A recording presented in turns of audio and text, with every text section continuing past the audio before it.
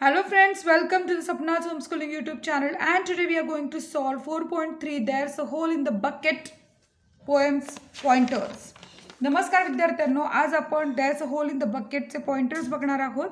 याआधी मी There's a Hole in the Bucket या पोएमचा पूर्णपणे मराठी अनुवाद आणि ती कविता शिकवली होती. त्याचा व्हिडिओ पाहिला असेल तर ठीक आहे, नसेल पाहिला त्याची लिंक बघा डिस्क्रिप्शन बॉक्समध्ये आणि तो व्हिडिओ बघून घ्या. तर आज आपण याचे पॉइंटर्स सोडवणार आणि सगळे प्रश्न उत्तर बघणार आहोत. पण याआधी जर तुम्ही या चॅनलला नवीन असाल तर लगेच हा चॅनल सबस्क्राईब करा, म्हणजे तुमच्या इयत्तेचे व्हिडिओ तुम्हाला तुमच्या मोबाईलमध्ये सर्वात प्रथम दिसतील. मी आहे सपना टीचर. पॉइंटरचा पहिला क्वेश्चन आहे, present the song of Liza and Henry in the classroom. तर आपल्याला इथे सॉन्ग प्रेझेंट करायचं आहे, तर सॉन्ग पाठ करणं फार गरजेचं आहे व्यवस्थित, म्हणजे तुम्हाला क्लासमध्ये प्रेझेंट करायला किंवा ओरल एक्झाममध्ये त्याचे मार्क चांगले मिळू शकतात. तर आपण एकदा हे प्रेझेंट करूयात सॉन्ग फटाफट. There's a hole in the bucket, dear Lisa, dear Lisa. There's a hole in the bucket, dear Lisa, dear. There's a hole. Then fix it, dear Henry, dear Henry, dear Henry. Then fix it, dear Henry, dear Henry. Fix it. With what should I fix it, dear Lisa, dear Lisa? With what should I fix it, dear Lisa? With what? With straw, dear Henry, dear Henry, dear Henry. With straw, dear Henry, dear Henry. With straw.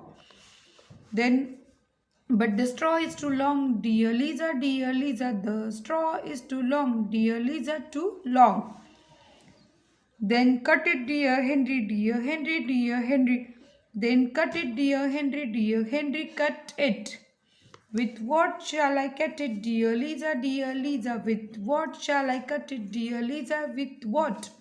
With an axe, dear Henry, dear Henry, dear Henry. With an axe, dear Henry, dear Henry, an axe.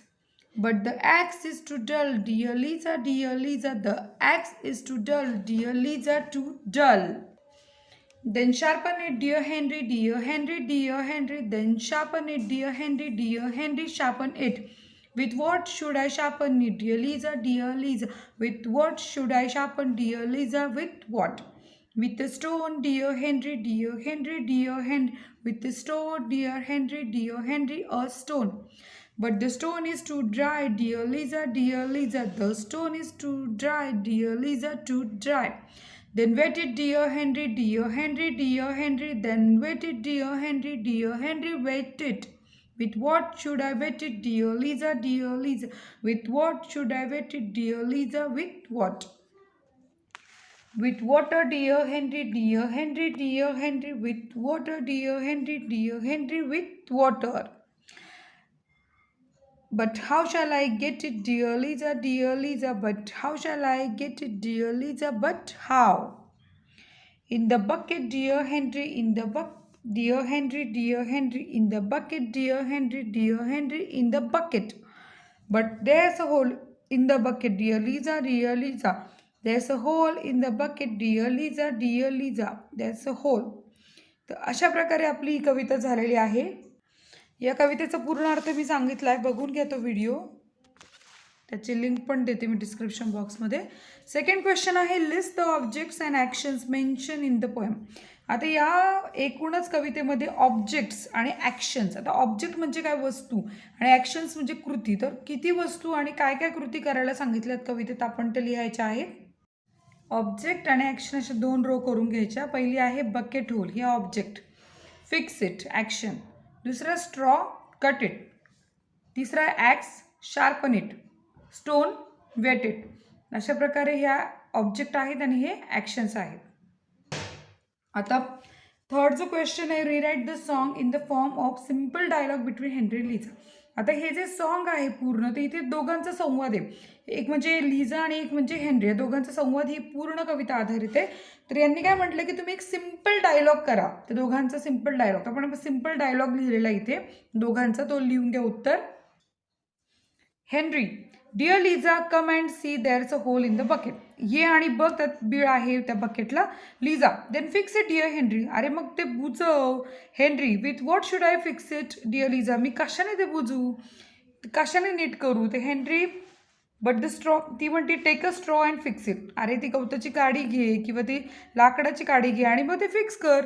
Henry, but the straw is too long dear Liza. अरे पण तो straw खूप मोठा आहे dear Liza. मग Liza म्हणते oh Henry then cut it. अरे मग काप ते.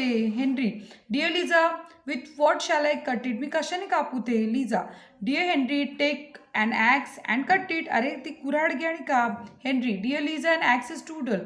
अगं ती कुऱ्हाड बोथट झाली आहे. Liza dear Henry sharpen that axe. अगं अरे मग ती शार्प करती ॲक्स असं ती म्हणते.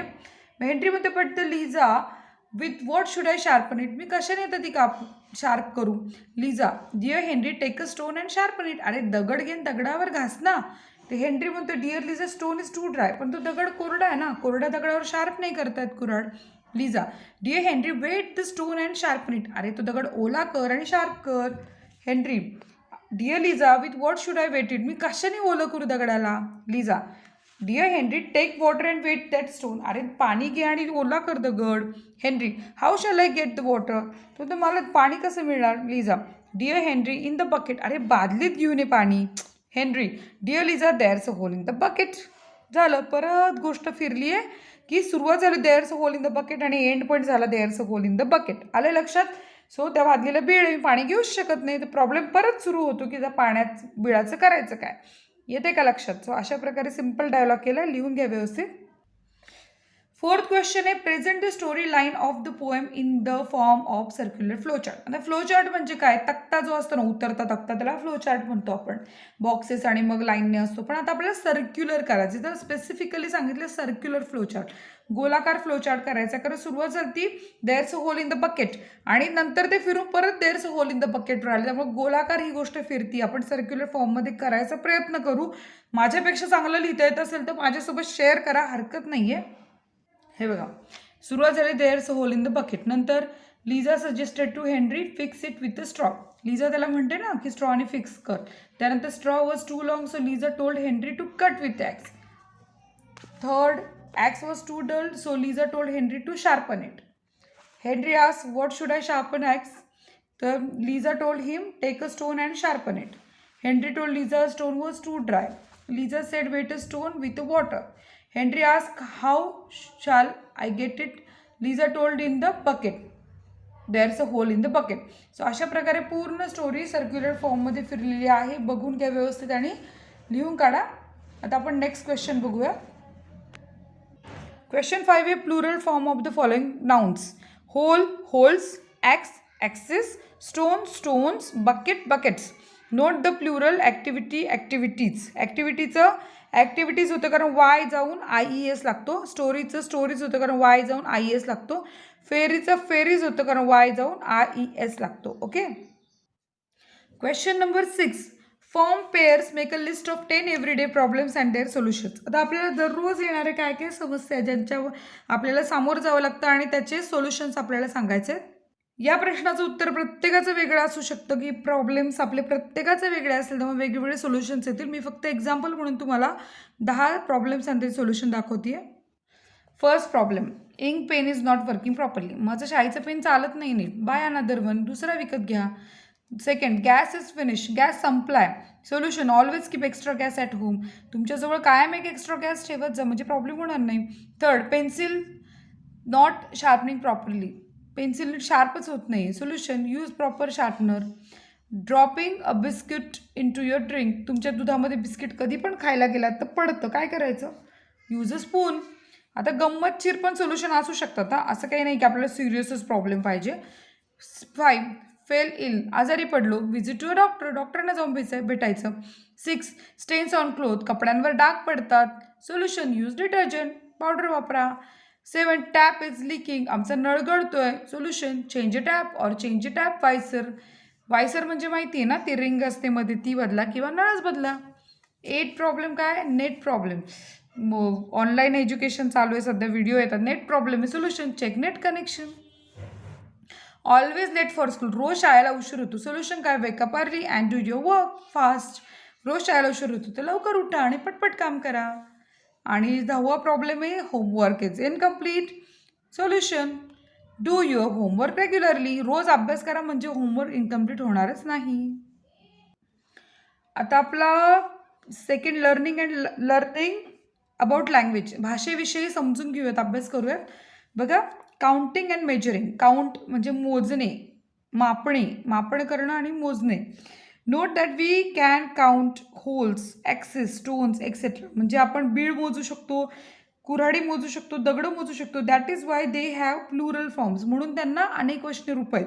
But we cannot count material like water, milk or straw. Therefore usually we do not say waters, milks or straws.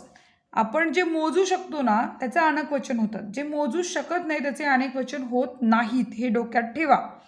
We measure these materials and say a bucket of water, a cup of milk, a spoonful of sugar. म्हणजे आपण असं म्हणतो पाण्याची बादली भरलेली, दुधाचा एक cup किंवा आपण एक चमचा साखर. We can also say 2 liters of oil. आपण असंही म्हणू शकतो 2 लिटर तेल, हाफ लिटर ऑफ मिल्क, अर्धा लिटर दूध, अँड किलो ऑफ शुगर. आणि काय म्हणू शकतो आपण 1 किलो साखर. तर अशा प्रकारे आपण बोलतो या शब्दांना ज्यांना आपल्याला मोजता येत नाही. तर कशा प्रकारे मोजायचे, मेजर कसं करायचं ते आपण इथे दाखवलंय. We say pieces of cloth. आता कपड्याचे तुकडे. स्लायसेस ऑफ केक, केकचे तुकडे. अ लोफ ऑफ ब्रेड, ब्रेडचे तुकड्यांना अ लोफ ऑफ ब्रेड म्हणतात. Rather cloths, cakes or breads. आपण असं नाही म्हणू आमच्याकडे क्लॉथ्स आहे, केक्स आहे, ब्रेड्स असं नाही बोलायचं. आमच्याकडे क्लॉथ, पीस ऑफ क्लॉथ म्हणा, स्लाइस ऑफ केक म्हणा, लोफ ऑफ ब्रेड म्हणा. तर बोलायचं कसं, भाषेविषयी आपण आता इथे शिकलेलो आहोत.